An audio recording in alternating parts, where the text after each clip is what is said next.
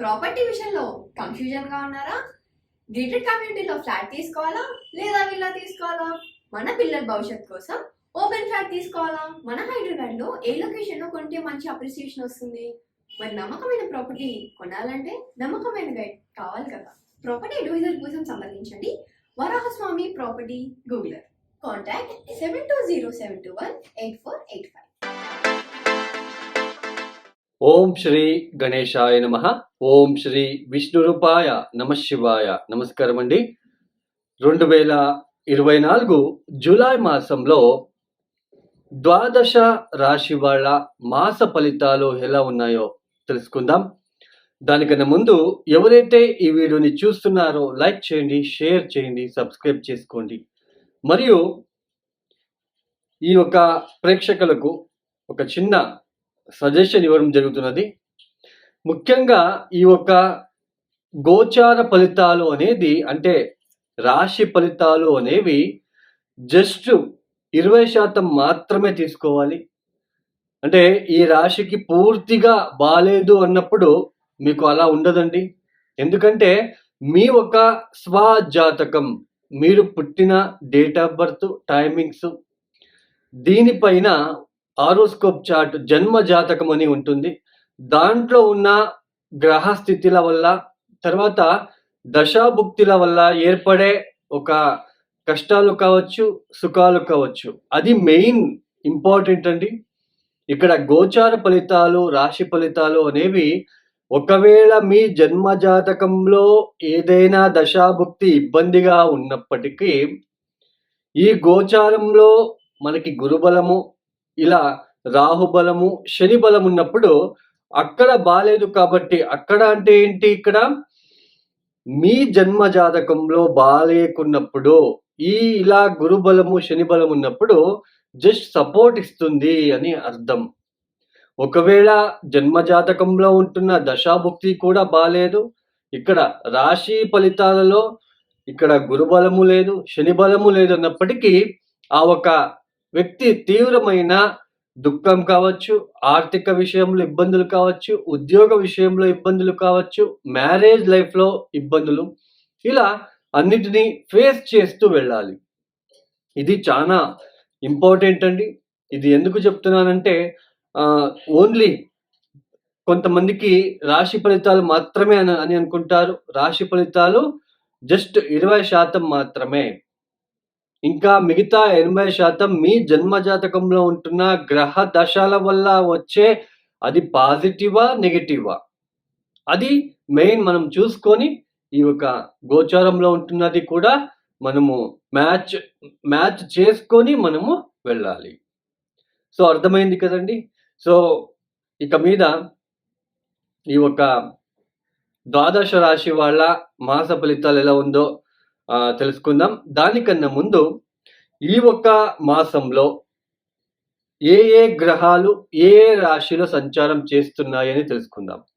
ముఖ్యంగా రాహు మీన రాశిలో సంచారం, కేతు కన్యా రాశిలో సంచారం, గురువు వృషభ రాశిలో సంచారం, తదుపరి శని భగవాన్ కుంభ రాశిలో సంచారం. అయితే ఈ మాసం నుంచి ఆయన వక్రించి సంచారాన్ని చేస్తున్నారు. వక్రగతి అంటే ఏం లేదండి, ఒక గ్రహం ముందుకు వెళ్తూ ఉంటుంది స్టడీ మోషన్లో. సడన్గా వక్రగతి అన్నప్పుడు ఆ ఒక గ్రహము ఒక సంచారం అనేది ముందుకు వెళ్లకుండా వెనక్కి తిరుగుతుంది. అంటే వెనక్కి చూపు. ఇప్పుడు ఒక మనిషి, ఇద్దరు మాట్లాడుతున్నారు అనుకోండి, పరస్పరంగా మాట్లాడుకుంటున్నారు. సడన్ గా ఒక వ్యక్తి వెనక్కి తిరిగి చూసినప్పుడు ఎలా ఉంటుందో అలా ఈ ఒక వక్రగతి అనేది వెనక ఉన్న రాశి ఫలితాలని మనం తీసుకోవాలి. సో శని వక్ర మార్గంలో సంచారాన్ని ప్రారంభం చేయబోతున్నారు. ముఖ్యంగా ఇక్కడ కుజుడు జూలై 12వ తేదీ వరకు మేషంలో సంచారం, తదుపరి వృషభ రాశిలో సంచారం చేయబోతున్నారు. సూర్యుడు జూలై 16వ తేదీ వరకు ఆయన మిథునంలో సంచారము, తదుపరి కర్కాటక రాశిలో సంచారము. శుక్రుడు జూలై 7వ తేదీ వరకు ఆయన మిథునంలో సంచారం, తదుపరి కర్కాటక రాశిలో సంచారము.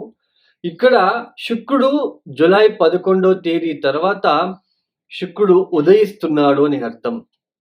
ఇన్ని రోజులు మౌఢ్యమి జరిగింది. అంటే గత కాలంలో గురుమౌఢ్యమి జరిగి గురువు కూడా మనకి ఉదయించాడు. ఇక మీద శుక్రుడు ఉదయిస్తున్నాడని అర్థం.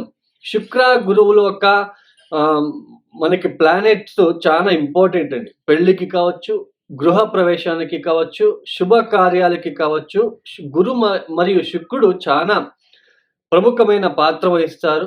సో, ఇక మీద శుక్రమౌఢ్యం అనేది వెళ్తూ ఉంది. ఆయన ఉదయిస్తున్నారు. ఇక్కడ బుధుడు జూలై 18వ తేదీ వరకు ఆయన కర్కాటక రాశిలో సంచారం, తదుపరి సింహ రాశిలో సంచారం చేయబోతున్నారు. ఈ ఒక్క గ్రహ సంచార రీత్యా ద్వాదశ రాశి వాళ్ళకి ఒక్క రాశిని మనము చూసుకుంటూ వెళ్దాము. Hi, my name is Gautam and I actually stay in Malkajgiri itself. Like, I had this back pain. It's been 1.5 years. I have tried many treatments like chiropathy, oil massage, physiotherapy especially, but it didn't work out as much like what I expected. I strongly suggest homeopathy because నేను personally allopathy చాలా suffer అయినా. And I definitely do not recommend allopathy. You people can carry on with the homeopathy. Area Malkajgiri and doctor name is like Nageshwar Rao and the clinic name is Neocare Homeopathy. ఇక తదుపరి రాశి వృశ్చిక రాశి లేదా వృశ్చిక లగ్నం. ముఖ్యంగా ఈ యొక్క వృశ్చిక రాశి వాళ్ళకి ఈ జూలై మాసంలో యోగించే గ్రహాలు ఏవి అని తెలుసుకున్నట్లు గనకైతే ఒక్క గురువు గారు మాత్రమే కాస్త శుభ ఫలితాలను ఇస్తున్నారు. తర్వాత లాభస్థానంలో ఉంటున్న కేతువు శుభ ఫలితాలని ఇస్తున్నారు. ముఖ్యంగా ఈ యొక్క వృశ్చిక రాశి వాళ్ళకి ఈ యొక్క మాసంలో ఎప్పుడైతే జూలై 12వ తేదీ తర్వాత కుజుడు కూడా సప్తమానికి రావడం అనేది, ముఖ్యంగా భార్యాభర్తల మధ్య చిన్నపాటి తగాదాలు వచ్చినప్పటికీ అప్పుడప్పుడు సర్దుకుపోయే అవకాశాలు ఉంటాయి. చిన్నపాటి తగాదాలు కావచ్చు, మీ భార్య లేదా భర్తకు ఆరోగ్యపరమైన చిన్నపాటి ఇబ్బందులు కావచ్చు, మీ భార్య లేదా మీ భర్తకు ఉద్యోగంలో మీకు కూడా కావచ్చు, ఉద్యోగంలో కాస్త స్ట్రెస్ అనేది మనశ్శాంతి లేకపోవడం లాంటిది, ఉద్యోగంలో ఒత్తిడికి గురయ్యే సూచనలు, శారీరక శ్రమ అధికమయ్యే సూచనలు, ఉష్ణవ్యాధి రావడం లాంటిది, ఇవన్నీ కూడా కాస్త నెగిటివ్‌గా ఉంటుందని చెప్పుకోవచ్చు. అదేంటండి గురువు బలం ఉంటుందని చెప్పారు, ఇప్పుడు మళ్ళీ ఇట్లా చెప్తున్నారని అనుకోవచ్చు. ఇక్కడ ముఖ్యంగా ఏదైతే ఉందో పంచమ స్థానంలో ఉంటున్న ఈ ఒక రాహు, చతుర్థ స్థానంలో ఉంటున్న శని ఇక్కడ వక్రించారు. ఆయన ఫలితాలు వేరే రకంగా ఉంటున్నాయి. తర్వాత సూర్యుడు అష్టమ స్థానంలో.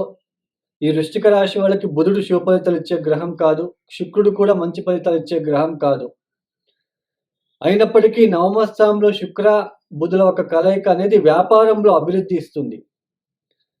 వ్యాపారంలో అభివృద్ధి ఇచ్చినప్పటికీ ఆ లబ్ధి ఎంత వస్తుందో ఆ లబ్ధికి తగ్గట్టు ఖర్చులు కూడా సూచిస్తున్నాయని చెప్పుకోవచ్చు.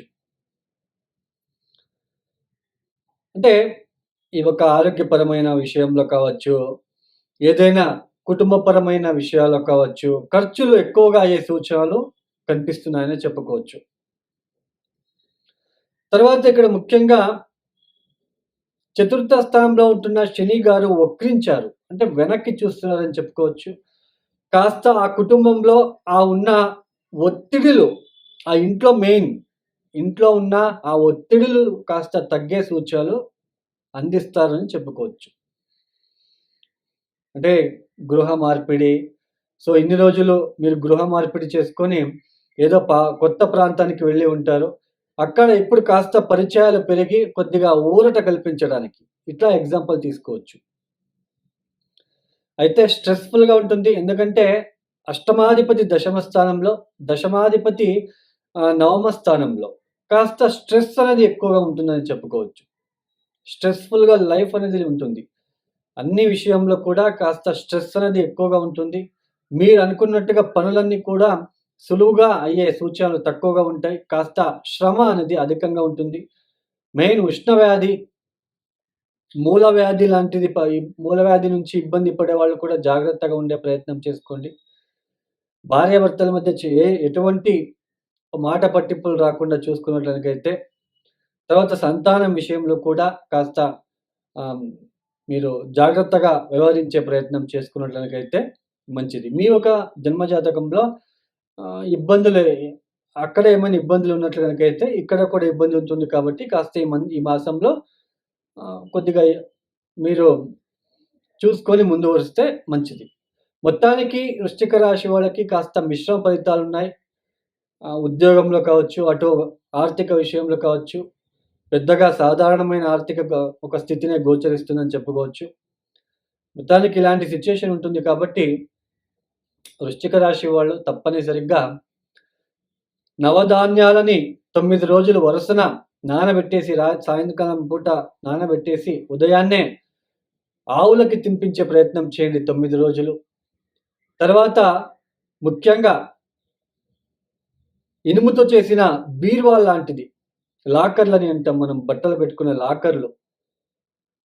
వాటిని వృద్ధాశ్రమాలకి కావచ్చు, ఏదైనా దేవాలయాలకి కావచ్చు, లేదా ఏదైనా హాస్పిటల్‌కి కావచ్చు, డొనేషన్ ఇవ్వడానికి ప్రయత్నం చేయండి. డొనేషన్ ఇచ్చేటప్పుడు ఈ యొక్క శనిగ్రహ దోష నివారణ వలని మొక్కుకొని ఇవ్వండి. సో, ఖచ్చితంగా ఆ ఇబ్బందుల నుంచి బయటపడతారు. తర్వాత దగ్గరలో ఏదైనా సూర్య మందిరం ఉన్నట్లు గనకైతే, సూర్య టెంపుల్ ఉన్నట్లు గనకైతే కొబ్బరి బొండం నీళ్ళతో అభిషేకాలు, ఆయనకు ఎరుపు రంగు వస్త్రాన్ని ఇవ్వండి.